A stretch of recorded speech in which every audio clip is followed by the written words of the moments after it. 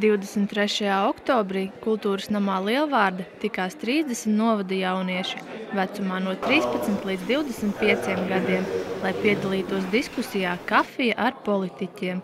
Tā bija iespēja neformālā gaisotnē aprunāties ar 10 pašvaldības deputātiem un 6 lēmumu pieņēmējiem. Diskusijā īpaši aicināti piedalīties bija novada jaunieši, kur izteica viedokli par jauniešu dzīves kvalitāti novadā. Šodien notiek diskusija jauniešiem un lēmumu pieņēmējiem "Kafija ar politiķiem" Lielvārdē. Tajā piedalās jaunieši gan no Lielvārdes, gan Lēdmanes, gan Jumpravas. Tātad ir pārstāvēts viss Lielvārdes novads jauniešiem. Ja? Un šī diskusija notiek projekta ietveros.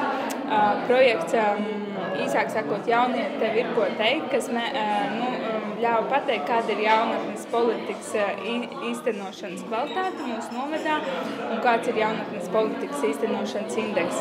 Un kā jau iepriekš prezentācijā teicu, tad šie dati ir pavisam svaigi un mūsu īstenošanas indeks ir 53.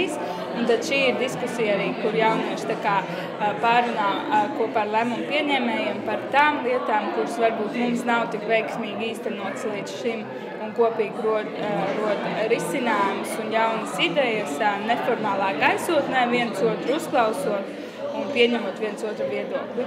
Šāda diskusija ir viens no veidiem, kā iesaistīt jauniešu pašvaldības lēmumu pieņemšanas procesos un uzzināt viņu viedokli par to, kādu vidi ap sevi jaunieši vēlas redzēt. Es teiktu, ka šis pasākums bija ļoti interesants un ļoti tāds nozīmīgs un ļoti daudz ko deva, jo tādā neformālā gaisotnē aprunāties ar politiķiem, ar jauniešiem no citiem novadiem ir visai tā. Daudz ko var iegūt no tā. Un tā doma apmaiņa bija ļoti pozitīva. Jā, man bija arī liels prieks, ka paši deputāti mūs spēja arī uzklausīt un ka tiešām uzklausīja arī mūsējās idejas. Un bija tiešām interesanti parunāt, jo tiešām man nākot šejieni bija tā mazliet bailīgi, jo domāju, ka viss būs tomēr šā vai tā formālāk. Bet nē, viss tiešām beigās izgāja tādā neformālā gaisotnē un tiešām ļoti brīvi varēja parunāt un bija ļoti jauki un jautri. Jā, šī diskusija arī bija ļoti jauka. Un ir prieks, ka varēja sadarboties ar dažādiem deputātiem un arī risināt dažādas idejas, ko varētu risināt nākotnē. Un arī iepazinos ar daudz jauniem cilvēkiem. Viena no lietām, kas jauniešiem pietrūkst, ir sadraudzība starp pagastiem, kas ļautu iepazīt vairāk citu skolu bērnus. Es mazliet tā kā baiļojos par to, ka starp Lielvārdes 3 skolām varētu būt tāda nevienlīdzīga saskarsme vai arī tāds nevienlīdzīgs darba sadalījums, bet pierādījās tas, ka jaunieši ir visnotaļ ļoti vienādi domājuši visās Lielvārdes skolās, neskatoties uz attālumu, vai tas ir Jumprava vai Lēdmane vai Lielvārde. Otrs man kā arī pašam, kā uzņēmējam, ļoti būtiski bija sadzirdēt to, vai jaunieši paši vēlas kādu soli paiet pretī, lai meklētu kādu iespēju strādāt, nodarboties vasarā brīvlaikā. To es sadzirdēju, ka tāda vēlme ir, un tas man ļoti priecē.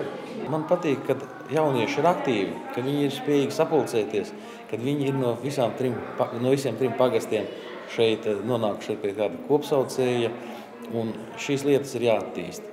Jāpilnveido, un kas man patīk, kad arī deputāti dzirdēja, ka šis transports varbūt starp Lielvārdu un Lēdmani vakaros ir nepieciešams pēc skolas, lai jaunieši varētu savā starpā pulcēties, varbūt apmeklēt jauniešu centru. Es zinu, ka daudzās pašvaldībās ir jauniešu centri, un šī ideja arī tika izskatīta pie mūsu galda, kad jaunieši, lai pulcētos, nevienmēr vajadzētu izmantot kultūras nama zāles, skolas kādas telpas, bet viņam būtu atsevišķs patstāvīgs jauniešu centrs, kur viņi varētu realizēt savas idejas, organizēt dažādas pasākumus.